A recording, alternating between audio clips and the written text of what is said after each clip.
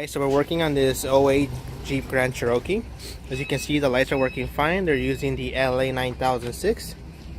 But the only problem we have right now is that you turn off. When you turn it off, you can see one of them turns off completely, but the other one is still on, even with the power off.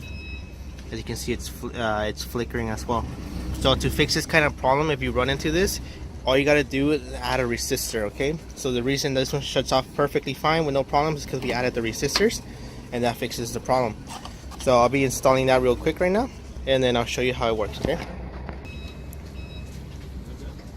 Alright, so as you see, we plugged it in.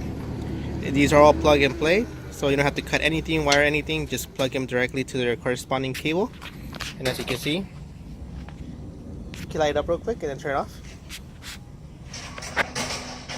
There you go, it's on. Then turn off. No more flickering. It shuts off completely, okay? And that's all you need. Also, another problem this usually happens too is that if you have the dual beam version of the Jeep, usually they use an H13 or a 9007. Sometimes you have experience where like the low beams don't light up, but the high beams do. So also using resistors will fix that problem, okay? It's pretty much just a difference in power. The vehicle's computer can't detect them, so they get stuck on an open loop. That's what I would assume. And it just keeps them on, it keeps supplying power to them. So the problem with this is that it doesn't stop, it just keeps going and it will drain your battery.